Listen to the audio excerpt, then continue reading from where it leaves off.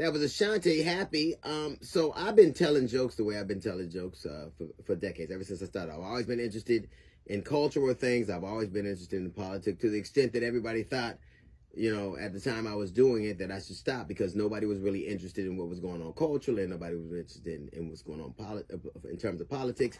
But it had always been my thing. You saw me on CNN, you would see me on Bill Maher's show. It's always something I've been interested in. So I've always kind of been interested in powerful people and how that affects culture and how we react as a culture and communal and all that kind of stuff.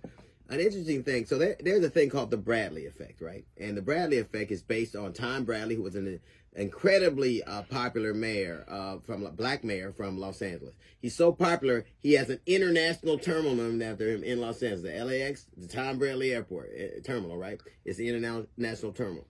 He was held in high regard. He was running for governor. He was a very popular mayor of the nation's largest city for multiple years. The polls led you to believe that he would win by a landslide. The next day, when everybody awoke, he did not win because the polls were wrong.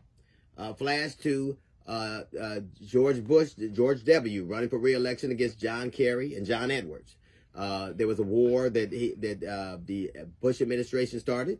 The Iraq War. It was very unpopular because it was started under false pretext. Remember, we had people that were getting blown up all the time, IEDs, and there were these massive casualties, and people were upset. As a matter of fact, a vote for that war would cost Hillary Clinton the nomination, and they ceded it to Barack Obama. That's how fast it changed. In the February before the election was had, the election between Bush and Kerry, February of that year, before the election, 9 months before the election, they had Edwards and Kerry beating George W. Bush by 12 points. As a matter of fact, the day of the election, they had Kerry, all the polls, based on all the polls, they had Kerry winning the day of the election. As a matter of fact, when Barack Obama was running for president against Mitt Romney, Romney consistently kept a lead between 3 to 5 points up until mid-October. So October, right before the election happened, is when Barack Obama turned the tide. As a matter of fact, when Hillary Clinton was running against Donald Trump, she was leading by 3 to 5 points. As a matter of fact, Trump had prepared his concession speech. He thought he was going to lose. He ended up not losing at this last election. When Donald Trump was running against Joe Biden, they had him ahead in Arizona and Georgia and a small piece of Nebraska, a small little district in Nebraska. He lost all of them. Last night, there was an election that told you how people feel. There was an election in Ohio that basically it codified a woman's right to choose. And it also made marijuana legal.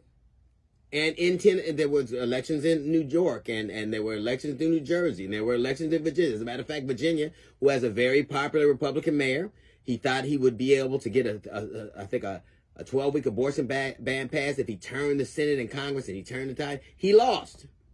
He lost.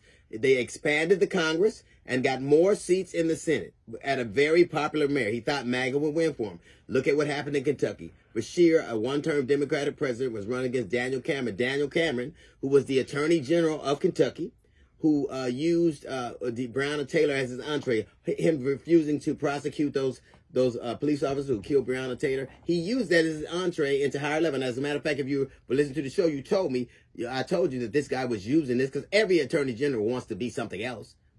He thought and Trump thought that this would be the guy, because some kind of way they believe they have this newfound prowess with black voters, with black men. And that would, and any nigga would do. You can tell by the way that they pick Tim Scott or Herschel Walker or even now this guy. What happened? Bashir won re-election by 5 points, which in a solidly red state is a landslide. It is because polls don't vote, people do. And there's a amount of dissatisfaction all of the time. All of the time. If you ask Bush, right before he was elected, the mood of the country was that we were going the wrong direction. He was the wrong guy. Things were better before. It was the same way with Barack Obama. It's the same. These are the things that happen. But understand this. Learn the polls are one thing, and our ideas and our beliefs are another. Like, you could believe, well, when Trump was here, he created 2 million jobs. The truth of the matter is he lost those 2 million during COVID. Joe Biden has created 13.2 million jobs. Well, when he was there, this happened. Donald Trump had the benefit of a majority in the Senate and the Congress. And what did he pass? What he passed was tax cuts for the rich. That's it. Joe Biden, with a much smaller minority, passed he got something done on guns. He got something done on climate. He got something done on the CHIPS Act. He got so with a much smaller group of people, he was able to get things done. The thing about this country is ideas that I respond to. I think that the American worker should make more money. I think a woman should have the right to choose what she does with her body. I think weed should be legal.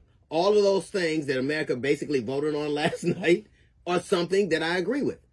And that's why I believe the way I do. If you look at what unions are doing in America, unions in America are very popular. 70% of people approve of unions. Look at what unions have done in America. Look at from the actors to the directors to the pilots to drivers, Amazon drivers and FedEx drivers, teachers. You have hospital workers. Everybody, unions are very popular and they're getting people money. Whose idea was that?